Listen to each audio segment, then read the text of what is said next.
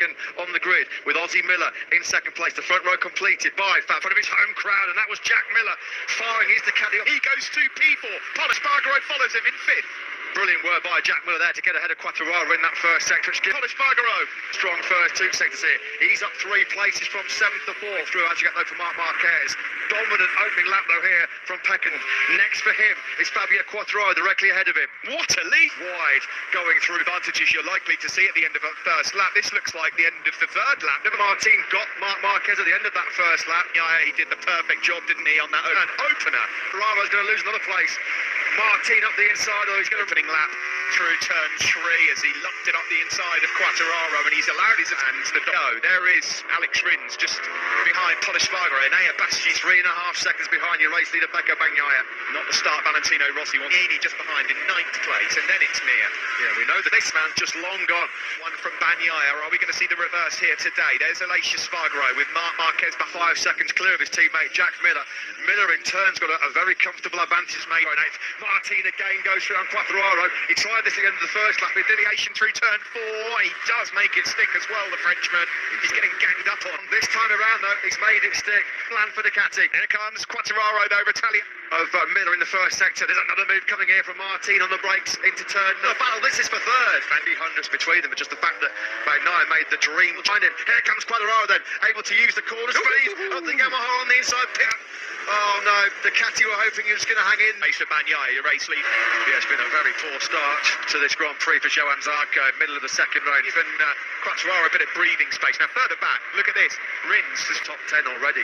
Just cannot find a way through. They've not made enough forward move. And when you've got the likes of a Honda and a Ducati ahead of you as well, it makes the task. And look how far back they are. But you've got to be so precise. They've waited so long for that first MotoGP victory. Is it going to be 2 in the helicopter shot? Bastianini got to be supremely confident on that front end. This is launching a raid at turn 14 on Paul Espargaro, and he's made that look so. He did. Yeah, excellent move there from Alex Rins. Then he moves up into Bastianini and Rins dispense of him. They've now number 8. That's going to cost him the place to Martins and Paul Espargaro as they went into turn 2. Joan Mir now is lining Paul Espargaro. What a ride again by Bastianini on a 2-year-old Ducati that doesn't turn. Bastianini, the Ducati up the inside of Emilia Romagna. Enea Bastianini has had a standing. Here he comes up alongside the Aprilia then of Emilia Romagna, and he carves through. Laps here in his home Grand Prix. Round turn 16 we go. The gap out front has to Bagnaia. Miller in turn 1.2 seconds clear of Fabio Quartararo, who's all in. He's done a good job. He just put in the fastest lap of the race, the Aussie, at 32 seconds with the advance 1:30. They head up towards turn 9. Can he make it stick? Yes, he absolutely stuck on this gap between Love that. He's a rookie by a 2-year-old performance this by Enea Bastianini. You can see why so many people are making big noise about his Espargaro. That's another himself pretty wide, isn't he, Paul Espargaro? He is one of the latest breakers. Bastianini performing heroics on a 2-year-old motorcycle. Jorge Martins had his moments. Rins again on that last lap. Jack Miller has taken another 2 gap to Fabio Quartararo. Your leader, a rider of the class and calibre of Quartararo, will be incredibly tough. Ahead of him, not going to worry about, well, he's got to worry about the likes of Marquez and Rins, but they're now being, for those wondering, there are no team orders out. There would have been any messages from the bosses at Ducati. Offered Fabio Quartararo a 3rd place pre-race. He'd have taken it. He knew that how this one pans out. At the moment, though, it's Pecco Bagnaia that is closing. Lap times, to be fair to the Frenchman, he's hanging on in there, trying to see if there's a clambers himself up into 8th place. Nini as well. Coming. Mir dishes it out to the younger Espargaro at turn 14. That's 10th away from Pecco Bagnaia, the race leader. Quartararo, 17th on the grid to 13th, and at the moment, that lap bad to worse, he's taken the shortcut through turns 1 and 2, and that's going to lumber with a Nakagami up ahead, and they're a little bit where he's trying to keep Valentino mistake. Quartararo the same. It's not raining. It's not raining, surely. 2 mistakes. Who would have thought this? Oliveira, who was so good pre-summer break, wasn't it? Unless he played Martin. Some at Ducati having a bit of a day to forget in there. 2.5 seconds now, his lead on Miller and Quartararo after those errors. Yeah, we stood as well. A shortcut to turn 1 for Martin, just as his teammate. Pecco Bagnaia, a lovely bit of ensuring, a stunning job here. When you look at the riders, the talent behind it. Precisely.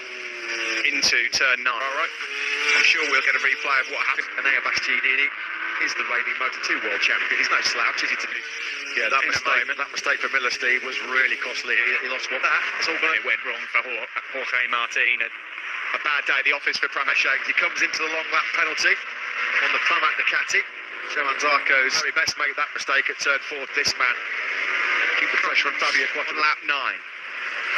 Yeah, there's Miller running well wide through turn 30. And Naya Bastianini was the fastest man on circuit. That was the Quattararo and Bastianini, 2.7 seconds. Hasn't put a foot wrong, and that's something we said exactly. Speed all year, Pecco Bagnaia. Bagnaia at the moment. First 2 sectors on this lap, Steve, and Naya Bastianini's taken another 3:10 gap. He's on the podium later on in this race, which would be very well so far in his rookie season as well. He's maintained that rear time, given the fact that he started from 20 for him at all on that with Fabio Quattararo. That's Jack Miller up ahead of him at the moment. Quattararo be on the Ducati GP19. Luca Marini's got to take place.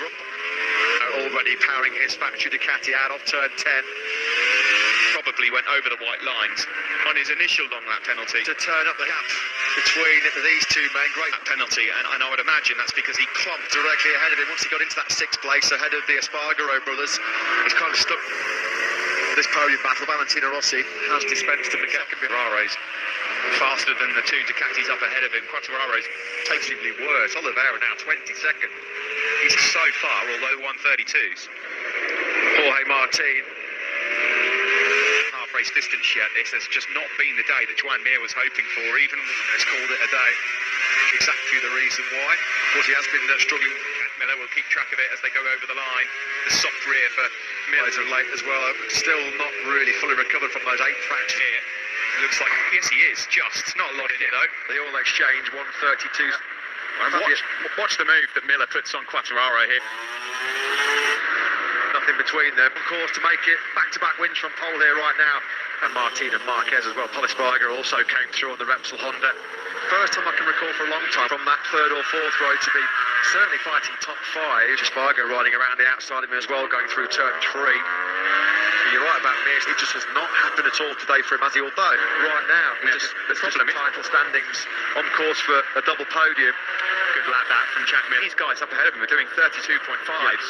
Yeah, this is going to be a bit of a humbling. Quattararo likewise, the limit's too many times. The number 4, he was in 23rd. We have to try and wrestle back a few more points from Fabio Quattararo. Well, that was beautifully done himself. You can see Quattararo lined it up through for Pecco Bagnaia and Ducati need a favour here for contention.